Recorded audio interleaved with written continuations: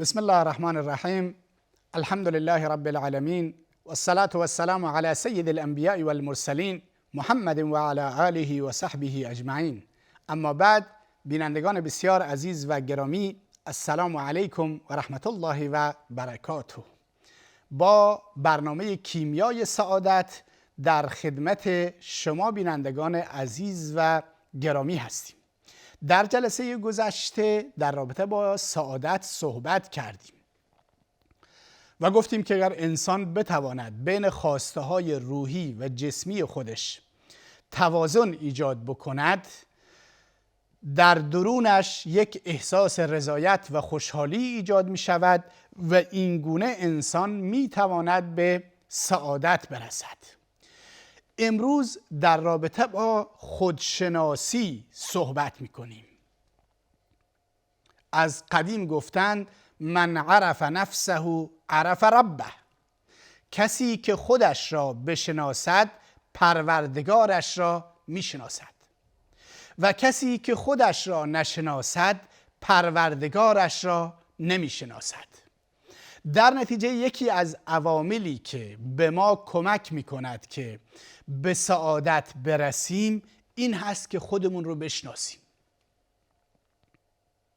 ببینید، یک کالا، یک ماشین، یک خودرو، یک دستگاه برای یک هدف خاص ساخته می شود و تولید می شود و باید و اون سازنده اون دستگاه و اون خودرو و اون ماشین یک دستورالعمل برایش صادر می کند که این دستگاه باید طبق این دستورالعمل ازش استفاده بشود.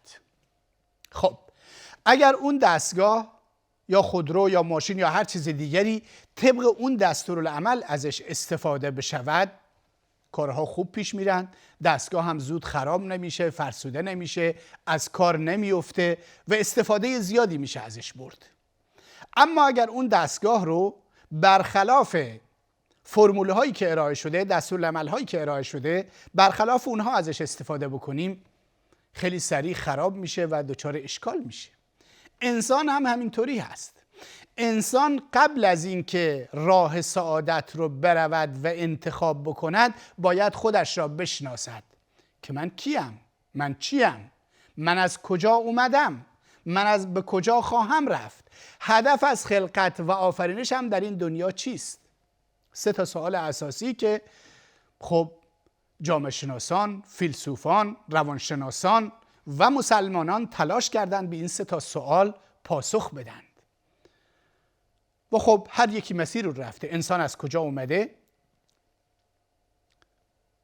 در دنیا چه هدفی رو دنبال می کند؟ و به کجا خواهد رفت؟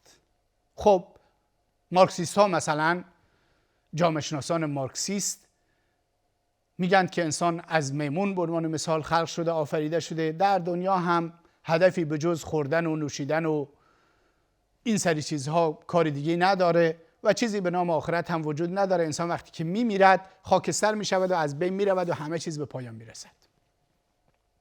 خب آیا یک چنین ایدئولوژی، یک چنین فرهنگی میتواند انسان رو به سعادت برسونه؟ انسان میتونه احساس سعادت بکنه؟ نه، هرگز چنین انسانی در زندگی خودش احساس سعادت نمی کند. و یا سایر اسمهای مادیگرایی که برای انسان هدفی رو تعریف نمی کنند. به این خاطر ما می بینیم در کشورهایی که باور دینی درشون ضعیف هست، میزان بیماری‌های روانی، بیماری‌هایی که دچار مشکل روح روان میشن بسیار زیاد هست.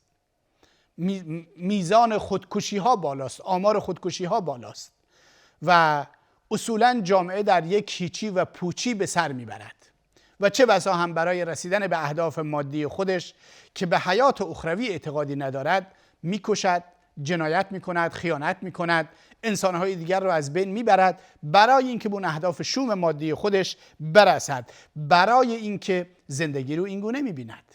اما در اسلام، در دین مبین اسلام، برای رسیدن به سعادت به این 3 پرسش اساسی پاسخ داده شده: انا لله و انا الیه راجعون.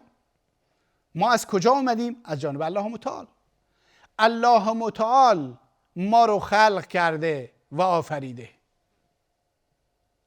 در قرآن کریم در آیات متعدد صحبت از این شده که الله متعال آدم رو، ابوالبشر رو آفرید.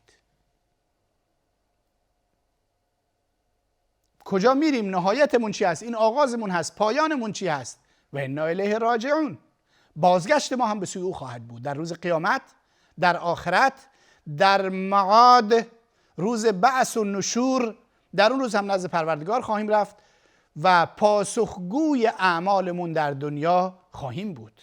خب این انسان با مسئولیت هست. یک انسانی هست که اگر به مسئولیت خودش در دنیا عمل بکند احساس سرور و احساس سعادت می کند. چه هدفی در دنیا برای هدف از خلقت، هدف از آفرینش چی هست؟ و ما خلقت الجن والانس الا لیعبدون. ما جن و انس رو نیافریدیم مگر اینکه ما رو عبادت و پرستش بکنند. خدا میگه مگر اینکه من خدا رو عبادت و پرستش بکنند. در نتیجه اگر ما خودمون رو درست شناختیم که خدا ما رو آفریده، در دنیا برای عبادت و پرستش پروردگار آفریده شده ایم و سرانجام هم به سوی پروردگار خواهیم رفت. اگر خودمون رو درست شناختیم به سوی پروردگار حرکت خواهیم کرد.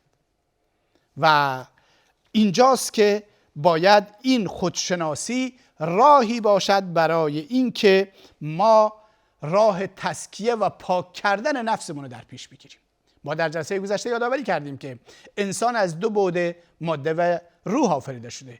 بعد مادی انسان بعد حیوانی است. انسان رو به سوی شهوت‌های حیوانی و خواهشات حیوانی سوق می‌دهد.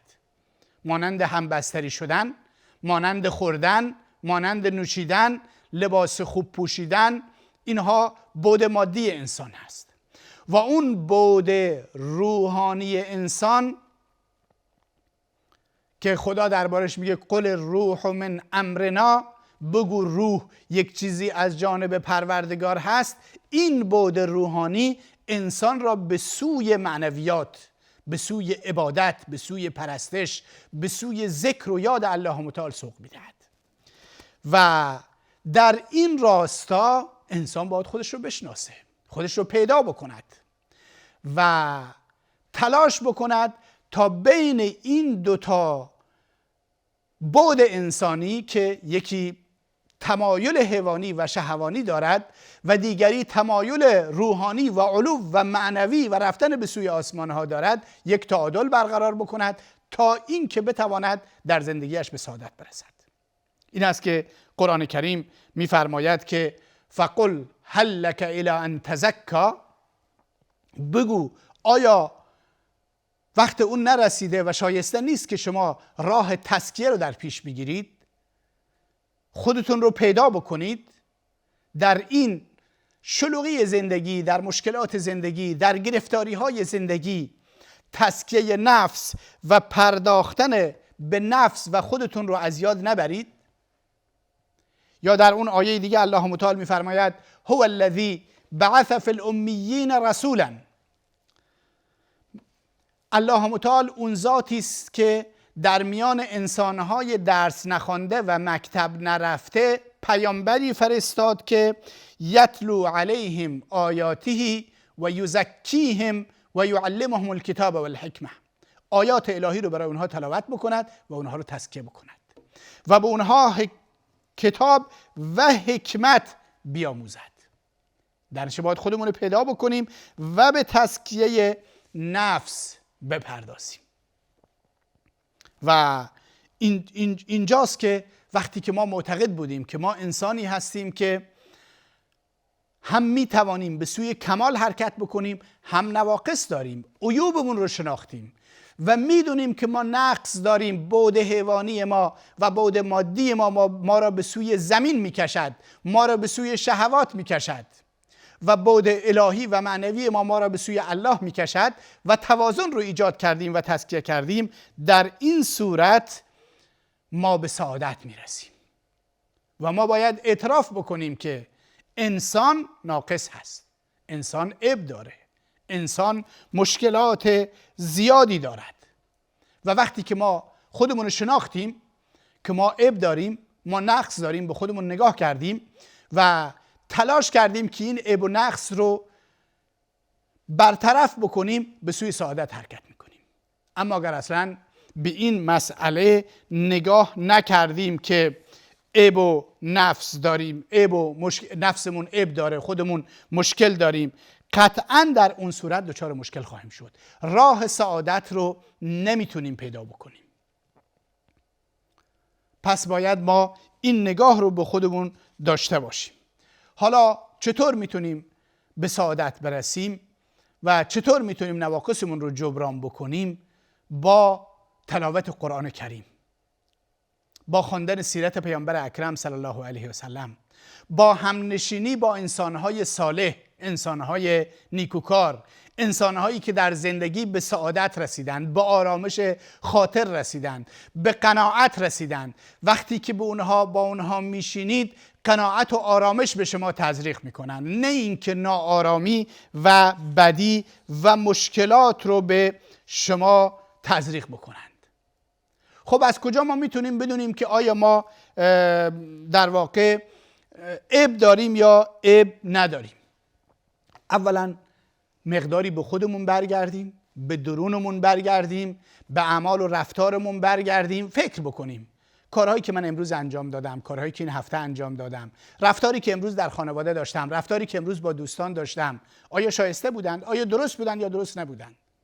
از اونجایی که انسان با فطرت سلیم آراسته هست و فطرت سلیم انسان رو راهنمایی میکند، خیلی از کارهایی رو که انجام داده خود به خود آشکار میشند.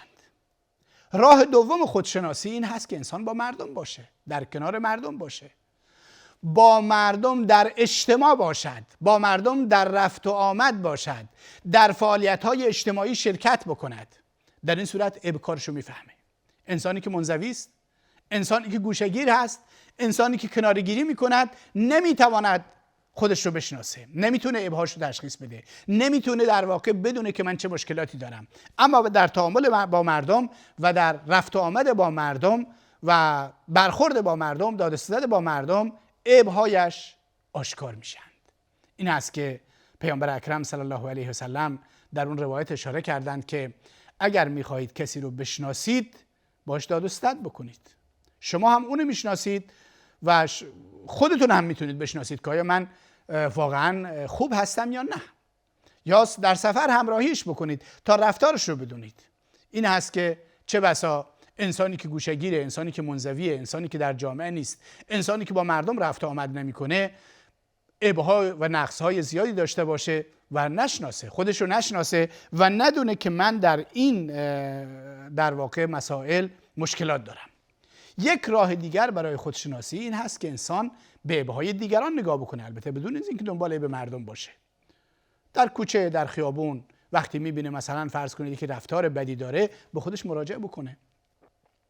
وقتی میبینه که رفتار بسیار ناپسندی انجام داد، بسیار ناشایستی انجام داد، به خودش مراجعه بکنه، ببینه آیا من هم یک همچین اخلاقی دارم یا ندارم. این کمک میکنه به انسان. اینه که همیشه در واقع در اجتماع بودن به سود انسان هست. و مسئله دیگری که به انسان کمک میکنه این هست که خودش رو بشناسه، این هست که بیشتر از این که در فکر عیب دیگران باشد. ببینید بعضی از انسان‌ها گویا به گونه‌ای هستن که خدا خلق کرده که بگم فلانی اینطوریه، فلانی اونطوریه، فلانی این عیب داره، فلانی این مشکل داره، اما به خودش بر نمیگرده که نگاه بکنه خودش چی داره، مشکل خودش چی هست، درد خودش چی هست، مصیبتی که خودش بهش گرفتار هست چی هست. این هست که مراجعه به عیوب در واقع کمک میکنه که انسان خودش رو بیشتر بشناسد. و یکی دیگر از راه‌ها این هست که با انسان‌های صالح، با انسان‌های ناصح، با انسان‌های دلسوز نشست و برخاست داشته باشد، آماده شد داشته باشه. این بهش کمک میکنه. و یک دوست ناصح همیشه ما رو نصیحت میکنه، میگه شما فلان عیب دارید، فلان شما مشکل دارید. المؤمنو مرآت المؤمن. پیامبر اکرم صلی الله علیه و سلم فرمودند که مؤمن آینه مؤمن هست. چطور در آینه وقتی ما نگاه میکنیم، آینه بدون تعارف، بدون در واقع هیچ مشکلی، خیلی صریح، خیلی واضح، خیلی آشکار، اگر در صورت ما عیبی وجود داشته باشد به ما میگوید، یک برادر مسلمان و مؤمن برای برادر مسلمان و مؤمنش باید این گونه باشد.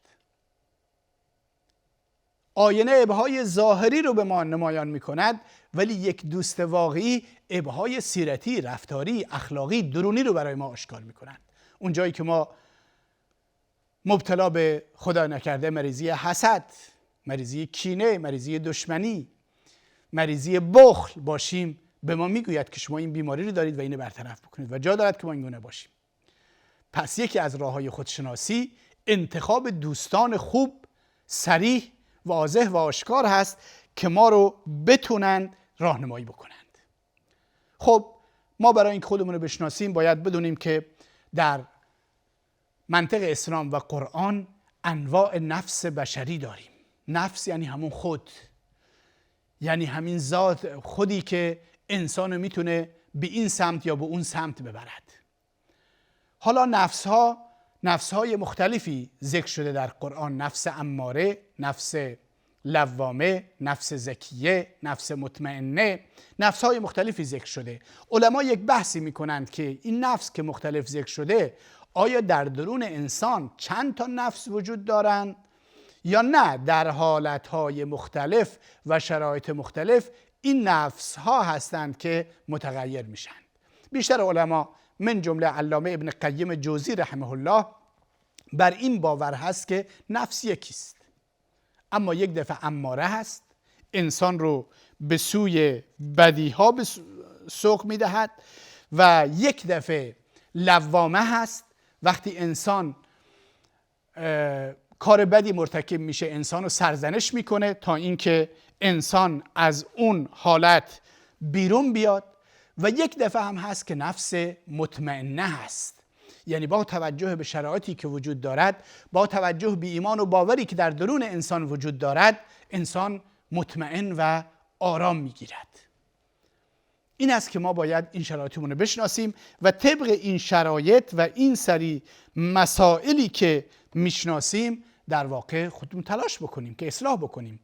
اماره انسان رو به سوی بدی ها سوق میده. لوامه وقتی انسان کار بدی رو انجام میده سرزنش میکنه، و اگر ما بتونیم نفس لوامه مون رو تقویت بکنیم، نفس زکیه مون رو تقویت بکنیم، نفس مطمئنه مون رو تقویت بکنیم که آرامش خاطر در زندگی ما بیاید، در این صورت ما میتوانیم به یک زندگی خوب و با سعادت برسیم. امیدوارم الله متعال به همه ما توفیق بده تا راه درست زندگی و راه سعادت رو در پیش بگیریم. از اینکه ما رو همراهی کردید تشکر میکنم. تا جلسه دیگر و وقت دیگر، خدا یار و نگهدارتون.